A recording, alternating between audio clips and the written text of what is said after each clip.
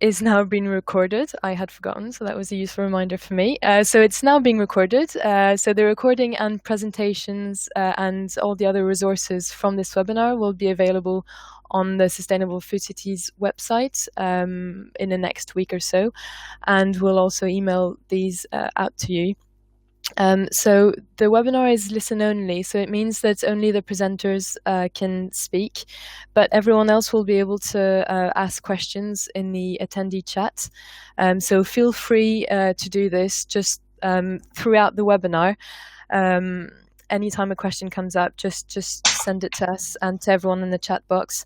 We're going to pick these up at the end of the presentations, so we'll have a short Q&A session. If we don't have time to answer all the questions today, we're going to keep track of everything and answer them offline and then share these answers with you. So just feel free to send your questions through. If you are experiencing any technical issues, please try to leave the webinar, to log out and then rejoin again. Sometimes that helps.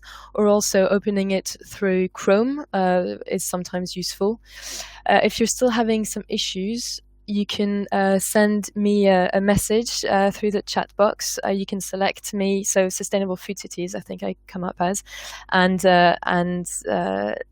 yeah, just send me your question if you have an issue, but there's only so much that we can really help with online. So hopefully you won't have too many issues.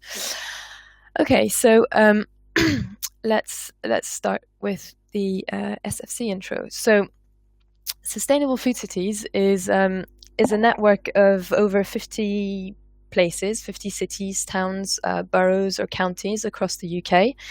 It's coordinated by a partnership between Food Matters, the Soil Association, and Sustain, and is being funded by the Esme Fairbairn Foundation. So the idea behind Sustainable Food Cities is pretty simple. So it's really about encouraging places to set up cross-sector partnerships between key local stakeholders, so from local authorities, community organizations or voluntary sector, local businesses, and academic bodies, universities. It's getting all of these places to form a partnership and then to collectively discuss and develop a vision of what they want their sustainable food city to look like in 5, 10, 15, 20 years down the line. And then with this vision, then the next step is really to develop and implement a food strategy or a food action plan to really put it into practice.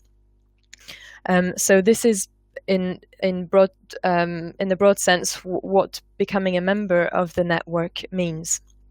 So the 50 places have currently already undertaken all of this, which is already a huge achievement. So the SFC framework is really based around 6 key issues that hopefully you can see here on the screen. So it's about promoting healthy and sustainable food. It's about tackling food poverty and access issues. It's about building community food knowledge, resources and projects. It's about the local food economy, thinking about food procurement and catering, and working to reduce the ecological footprint of the food system and reducing waste. So to help places progress across all of these key issues, we try and support them in various ways. A few of them are facilitating peer-to-peer supports and being really a platform for best practice exchange. We organize events, workshops, and webinars like this one. We also provide small grants to places, develop resources and guides, and also we run campaigns. So the latest one just being announced is the Veg Cities Campaign. So really to galvanize action in specific areas, and all of this sort of converges towards achieving and celebrating success across all of these issues, and we do this through our award structure here. So the Better Food, the Better Food Traders Network is really quite closely aligned with all of these objectives of sustainable food cities, as I'm sure is quite apparent, and especially through our recent Veg Cities campaign. So that was kind of one of the main reasons why we wanted to hold this webinar in the first place. Because we sort of have a common aim of supporting local producers by building infrastructure, increasing the demand for local and seasonal produce, and all of this leading to obviously strengthening the local economy, improving diets and food security, reducing the footprint, and much more. But all of this is, we believe, easier to achieve by just partnership work locally, getting key local stakeholders to really take hold of these issues and act collectively. So this is why we wanted to collaborate with growing communities on this and further down the line beyond this webinar. So I'm going to let the experts, Julie and Nikki, take over from here. So I'm going to just put your presentation, Julie, up, and then you're up now. Yep. Thanks very much, everyone. Thanks, Elisa. Hello, everybody. I feel surprisingly nervous, not very expert-like at the moment. But anyway, Julie from Growing Communities here. I'm here with Nikki. Hello, I'm Nikki, as Julie's just said, and I think it's safe to say this is our first webinar. Well, I'm feeling a bit nervous too, but also excited. So, and in terms of what I do at Growing Communities, I've mainly been working on the startup program, so which Julie's going to explain more about in her presentation. So over to you, Julie. Okay, all right. So let's start off. Let's see if it works. It's quite curious doing a webinar. As I say, we've not done one properly before, so it's odd to be the only one that can be heard. I don't know if that puts me in a ludicrously powerful position, but I'm just wondering, in terms of people typing, I mean, obviously you could just type in caps very loudly, shut up, because we won't get any heckling. Can't get any heckling. No. Okay, so I'll get on with it. Better Food Traders. Presentation isn't working. Happening. Elise. Hi, Julie. I think if you just use your mouse to click through on the screen rather than your keyboard, it should work. Okay. No. Not working. On your screen, on the webinar screen, just at the bottom, if you hover over the presentation. Ah, okay. All right. Let's try that. That's going to work, isn't it? Yeah. Yeah, there we go. It. You. Okay, so I'm going to probably talk for 15 minutes or so, and I'm hoping to cover the following. So I was going to tell you a bit more about Growing Communities and the Better Food Traders. And then I wanted to tell you a bit about our plans to expand the Better Food Traders Network, and a funding bid that we're literally in the middle of writing at the moment and hoping to submit later this month. And then we would love to get your comments and your feedback on some of that. Okay, so this is us in Growing Communities, about 25 part-time members of staff. We've been working in Hackney for 20 years now, setting up practical alternatives to the damaging food system, and we do that by through trade. We run a organic vegetable box scheme, and we run a weekly organic farmers market. We trade with around 30 or so farmers and producers. We also do some wholesaling as part of that, and I think in total we're feeding around, I don't know, what do we say at the moment? Well, it says up there 3,500 people a week. Okay, so that's a sort of brief summary of what we do there. We also, the Veg Scheme, it runs via a collection scheme. So we have around 15 collection points around Hackney, based at community centres, art centres, shops, one bakery, I think. Not quite a candlestick maker, but you know, lots of different interesting other local businesses.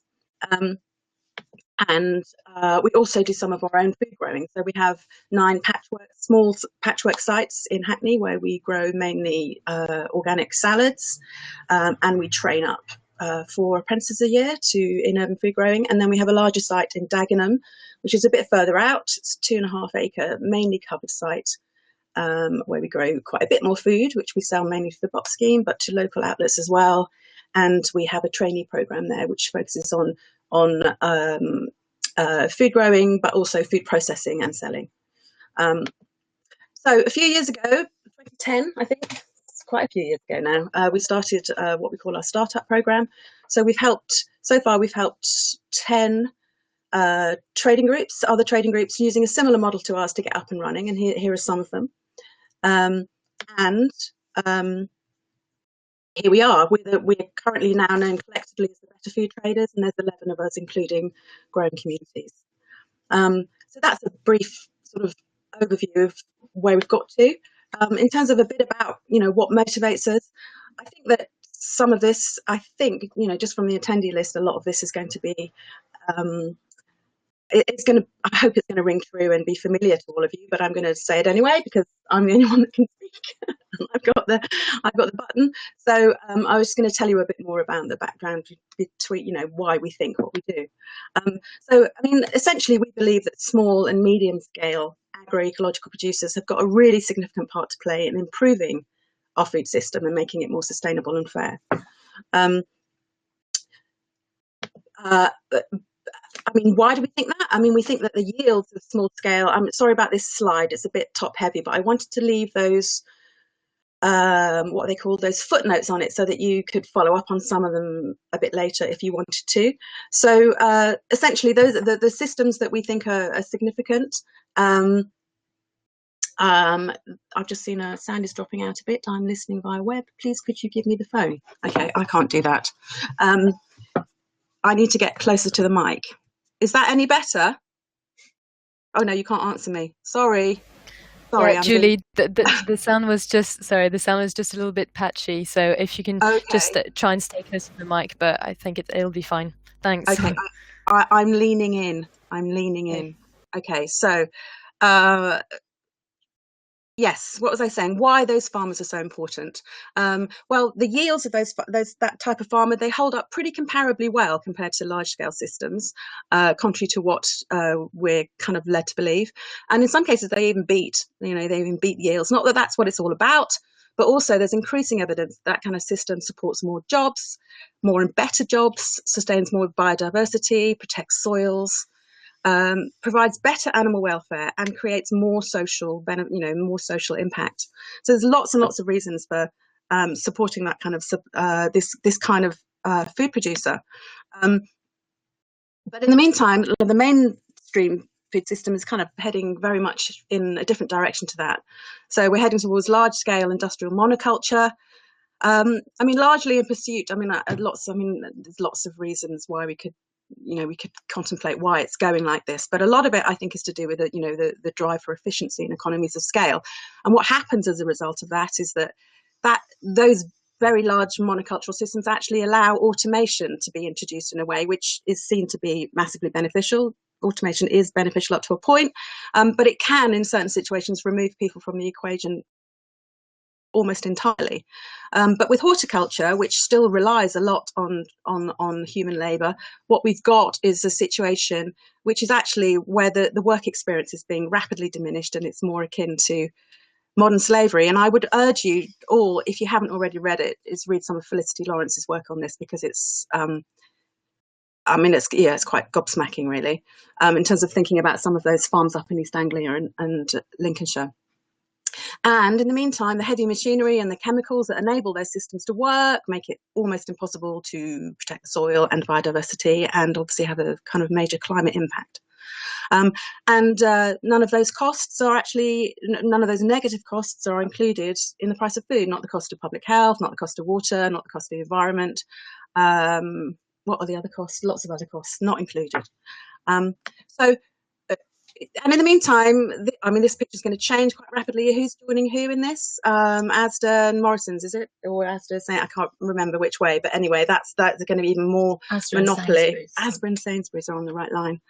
So they currently control over 90% of the food trade. And they no longer accommodate the kind of farmer that we think should be the foundation of our food and farming system. They can't deal with small operations or short supply chains anymore.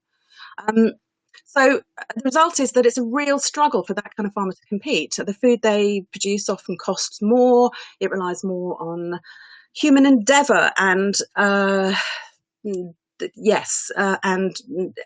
nature and managing things, not using chemicals in order to do that, and not relying on the machines and the chemicals, which actually cost more than the human labour. So as a result of that, those producers, they bear the cost of the environment that the other actors in the food chain are able to externalise, because they are producing food that's protecting the environment and is good for public health. But that's not really acknowledged through the price of the food. And then on top of that, there's a lack of government support. So, it creates a very unlevel playing field. Farmers below 5 hectares receive no subsidies at all. And I think that it's only 1% of the 3 billion current agriculture budget goes towards horticulture. I mean, obviously there's big changes, potentially big changes afoot in relation to that with Brexit and the agriculture bill. Anyway, the upshot is that despite all of that great, amazing stuff that kind of farm does and produces, these are the kind of farmers that are being driven out of business. So, I had some animation on here which has been lost, but basically it had the Better Food Traders logo sort of bouncing in. I was hoping to try to create a horse type thing. Anyway, it didn't work. So I mean, this is basically where the Better Food Traders come in. What we're aiming to do with the Better Food Traders, what we're hoping the Better Food Traders will do, is that they will essentially provide that kind of farmer with an alternative secure route to market, one that will pay them a fair price, that will enable them to farm in a way that protects the soil and biodiversity, and pay their farm, pay the people that work on their farms a decent wage.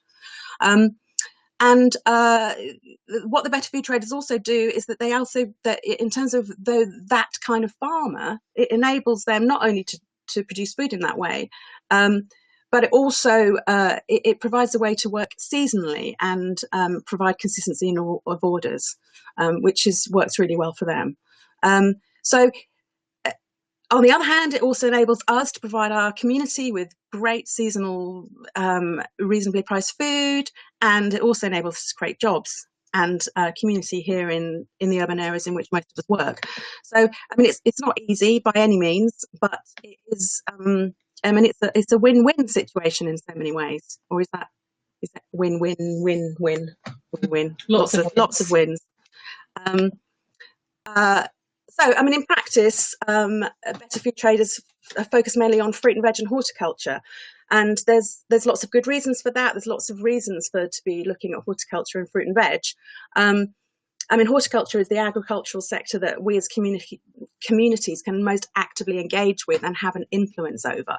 They're the horticultural sector that it's best to work with in terms of supplying local markets.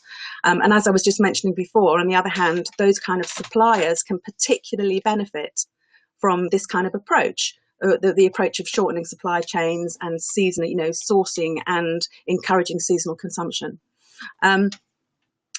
It's also the area that we can most, ourselves most easily get actively involved with, as demonstrated by, the massive increase in urban agriculture and peri-urban and CSA schemes. The significance, the social significance of this kind of production is becoming increasingly clear and valued.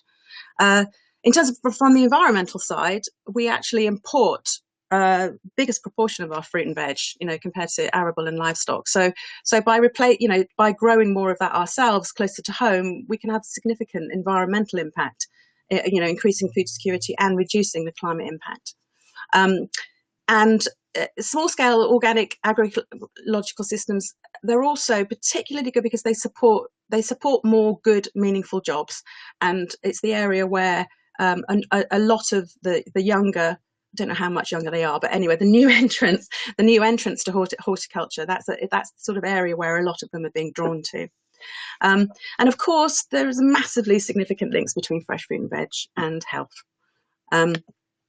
So that's basically, as I say, it's a win-win. If you're increasing trade in fresh fruit and veg via agroecological short supply chains, can deliver significant and really multifaceted benefits to healthy environment and livelihoods.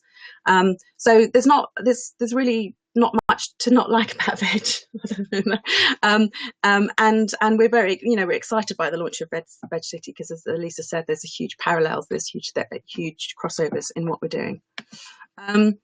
Okay, so back to our plans to expand the Better Food Trades Network. We're working in partnership with Sustain on that, and we want to discuss collaboration with Sustainable Food Cities, Veg Cities. Sorry, Nikki, you're pointing at me. What are you pointing at? Donovan. Well, yes, great.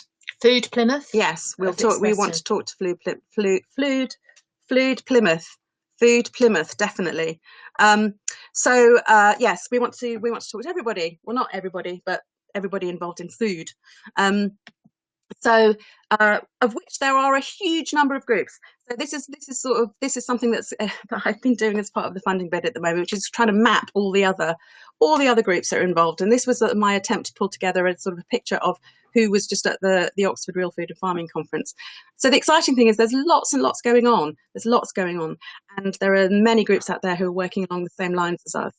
But some of those groups, it feels a bit isolated. We're all sort of working. We're not working collectively. I mean, there's obviously a range of networks out there, but I think there is a certain sense of isolation. And I think that also makes it hard for us to fully demonstrate our collective impact. So as this quote from Kath, I hope Kath isn't on this on the webinar, I'm just about to quote her, which is, so how can we promote with policymakers the benefits of local food systems, direct sales, and the funding and infrastructure that needs to support these?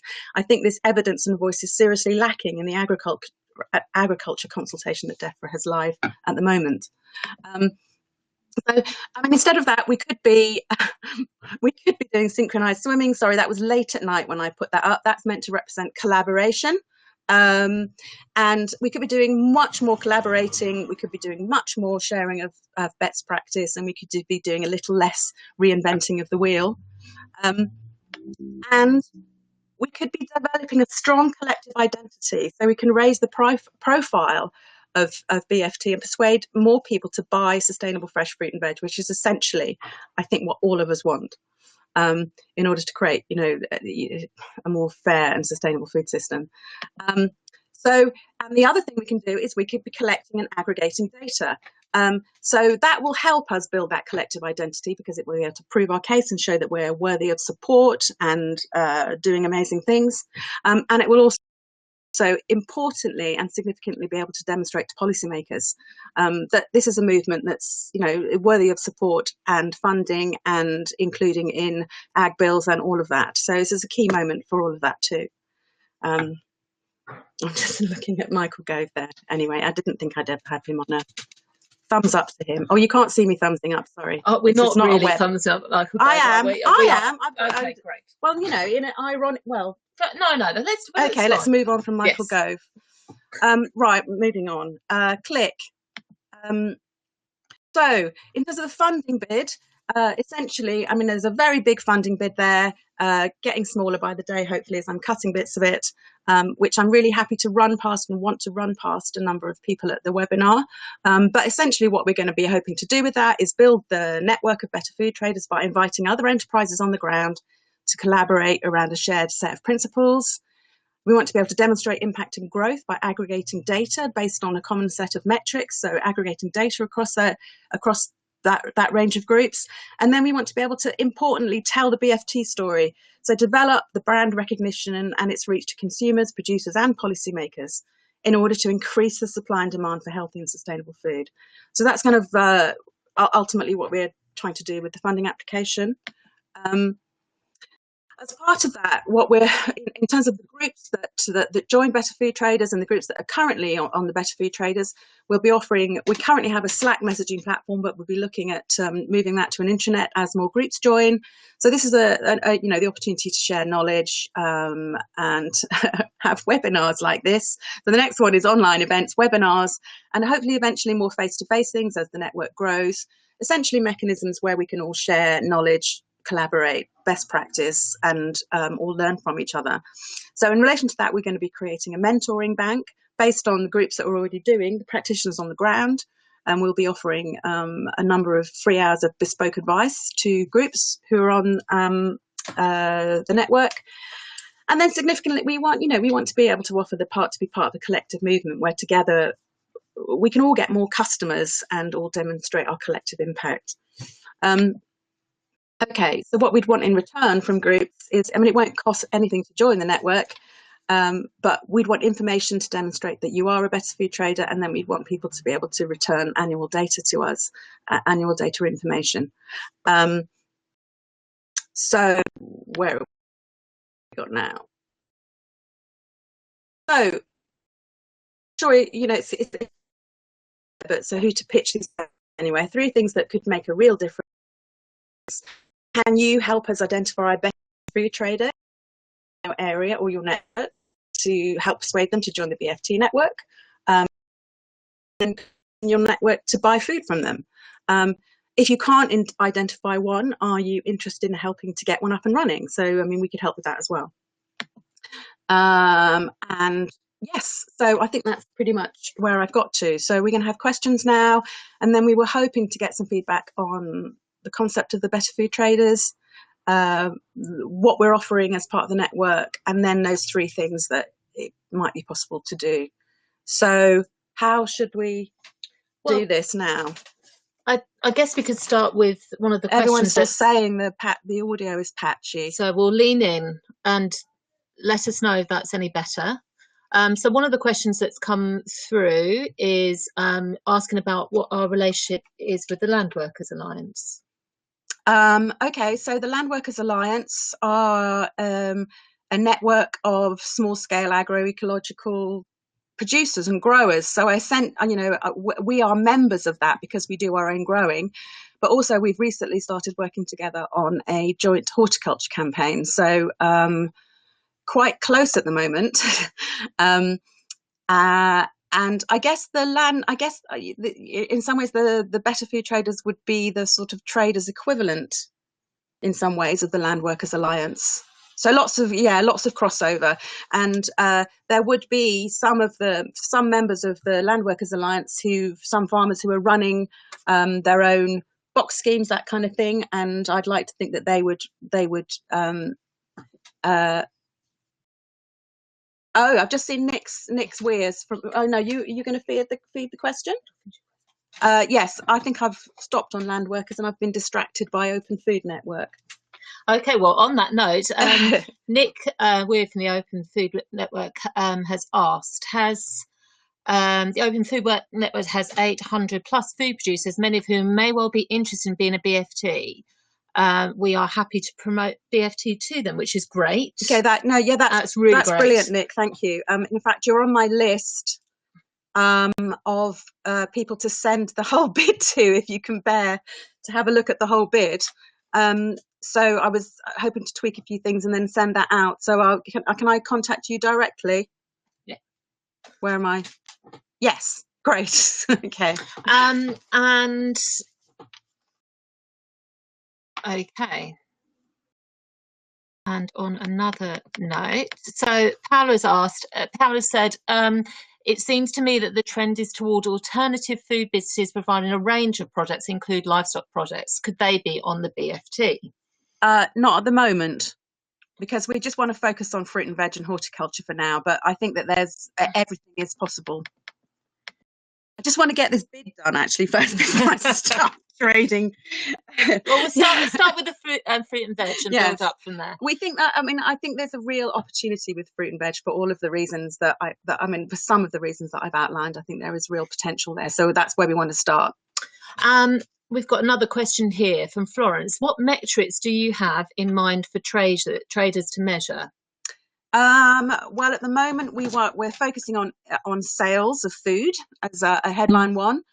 We're also interested in measuring the weight of produce and then converting that to the portions of produce that are being provided to people. So, so that we can compare that with healthy food outcomes.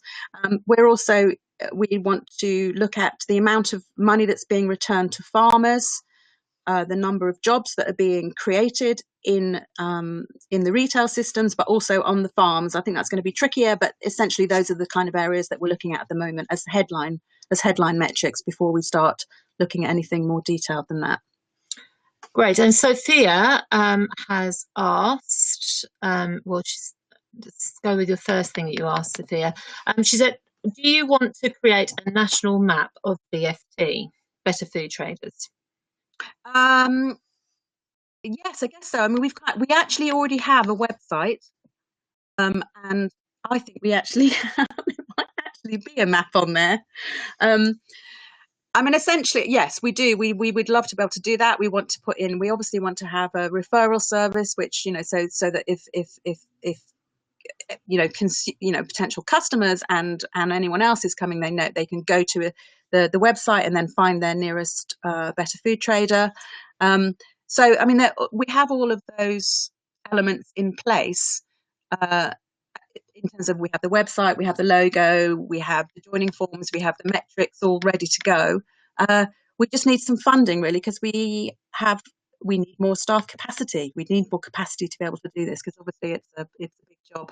I mean, I think from what you said, just to emphasise that the public element of this is really crucial, because at the end of the day, it's about getting everybody more customers. Yes, absolutely. So if a map helps with that, that's what we'll do. We'll do anything. Yeah.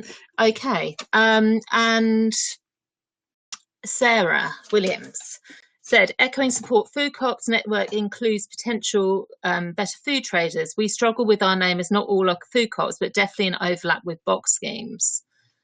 Yeah. Okay. Yes. I mean, great, Sarah. I mean, yeah, obviously we'll be looking to talk to Sustain more about the networks that that you convene or run, and whether there are better food traders there who could benefit from joining. Okay, Paula asks, the BFT relies on a set of principles. Can you talk about them and how members would have to meet them? So I guess it's a bit similar to the metrics. It kind of is. Yeah. I mean, we have 9 principles. Can I remember them off the top of my head? Nikki, can you remember them off the top of my head? She's desperately flailing around to try to remember. I'm desperately flailing around to try to remind myself what the food principles are. I mean, essentially, to shorten it down a bit, a BFT will need to be trading mainly food and mainly plant-based food and mainly fresh fruit and vegetables, and they'll need to be doing that mainly through short chain supply system. I mean, a supply network, and they will need to be sourcing from mainly agroecological suppliers. So that's a sort of the shorthand for the nine principles, which goes into fair trade and building community. And can we remember them? Come on, this is a test. And it's also, I suppose, so if you're a customer walking into a shop, for example, we can't put 9 principles up there. Yeah, but I mean, there's so many things to consider at the moment now, isn't it, from the consumer's point of view? So you want to know that the people who have picked the veg are being paid a fair wage. You want to know the environment is being protected, etc., except that the soil is being protected and by the biodiversity. So it's a whole range of different things that is quite difficult to tease out. And a better food trader would basically be the stamp mark, which would guarantee. But essentially, in terms of what Paola is saying, absolutely, the groups who join would have to demonstrate that they meet all of the 9 principles. But we've got an application form. I think you've actually seen it, Paola. So we've got an application form. We want to make it as inclusive as possible, so and it's not complicated as possible, so we've got all the basis there to do it, and basically we'll be asking better food traders to tell us how they meet those principles.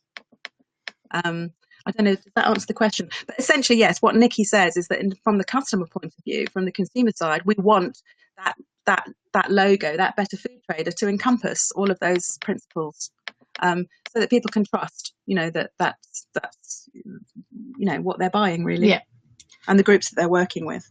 So Joe Dunn from Middlesbrough asks, is it solely for primary food producers or secondary producers that are using ingredients from those primary producers? Growing Middlesbrough would be happy to promote BFT and have a lot of secondary producers out on our directory. Okay, so this is actually for retailers. It's for retailers. It's not for the retailers would need to be sourcing from those producers, but essentially this is a network of traders and retailers. So in your situation, what we'd be looking for is the people running the box schemes or the farmers markets or that kind of side. And if there isn't one, then maybe you could set one up. Brilliant. There's another very encouraging message here from Nick. We're in Stroud. In terms of metrics, Open Food Network collects data on sales for all the shop fronts. I hope we can make a connection between BFTs and the Open Food Network so that if BFTs have an OFN online shop front, we can automatically collect all that data without any extra data collection work needed by the BFTs. I mean, I was just going to say brilliant, because that's on my list of things to ask you. But I suppose that's exactly the kind of collaboration we're looking. No, absolutely, because OFN clearly have got data coming out of their system, so it makes real sense. Yeah, it's absolutely about us working together, isn't it? Yeah. I'll just check to see if there's any more.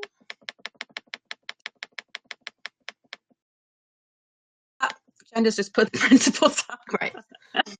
Paola, I'm a bit concerned about concentrating on veg. In my survey responded by 50 CSA bot schemes, only 7 did only veg and 10 fruit and veg. That means 33 are including other products. Well, I don't really know what to say to that, Paola. Yeah, I mean, we've got to start somewhere, and I think that is the focus. But we can talk about that a bit more, yes. And we're also obviously hoping that when people start joining and hopefully wanting to join, that's exactly the kind of issue that they will raise, and then we can look at rejigging the criteria. Yeah, so definitely. I mean, obviously we want to take over the whole world. I don't take that back. She has actually gone a bit swiveled-eyed. I have gone a bit swiveled-eyed writing this thing. We've got to start. We need to start somewhere that kind of makes some real sense that we can build on. And I think that for me, it feels like the fruit and veg and the horticulture is where there is such a massive opportunity at the moment. There's so many different things coming together. We've got Veg Cities, we've got Food Foundation that are focusing on horticulture. We've got all of the reasons why horticulture is such a brilliantly great area to be working on. So I know there's a whole load of other stuff that needs tackling as well. But I think it's the place to start, and then we can build on that once we've got going. Yeah. Great. I think that's, sounds like Paola's agrees with that too. Yeah. Okay.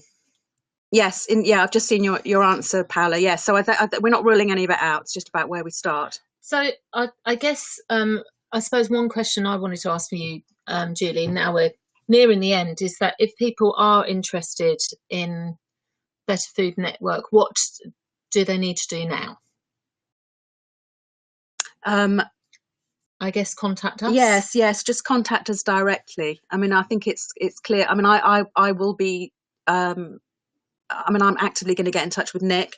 We're already talking to Sustain. So if there's anyone else that we've got with the Plymouth group, basically just contact us and let us know how you might be interested or what you're interested in, and we can take it from there. And obviously, our deadline for to get this funding in is what's the deadline? The absolute deadline is the 22nd of May.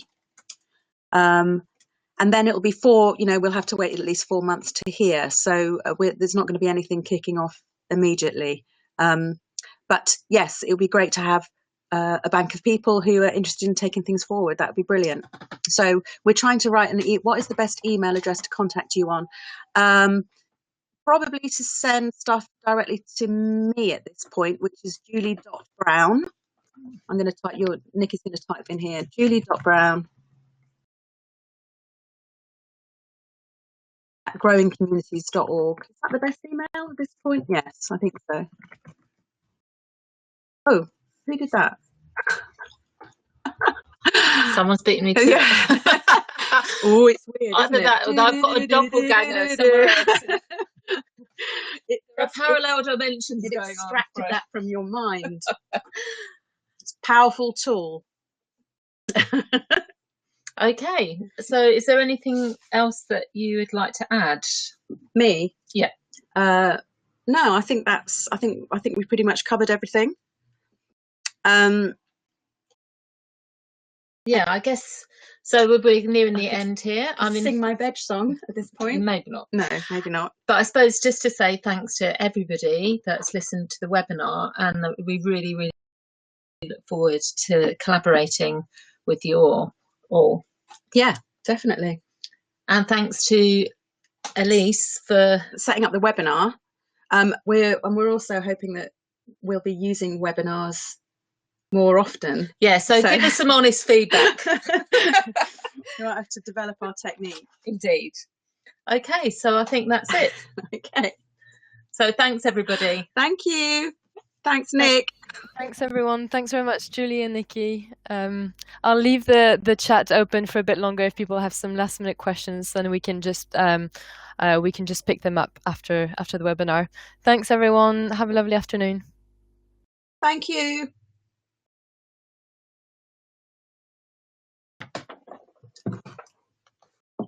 Shall we answer this? Yeah, do you want to answer it? Let's stay. Is the mic still? Can people still hear? Yeah, we can still hear you. Okay, so what was those last questions? There's a few more questions flooding in, so we may as well. Okay. Are we sending out the PowerPoint? Yes, I think that Sustainable Food Cities will do that. Is that right, Elise? Yeah, that's right. They're going to make it. Yeah. What kind of support do you need from consumers? To buy the food. Yeah, really important. To buy the food from better food traders. Okay.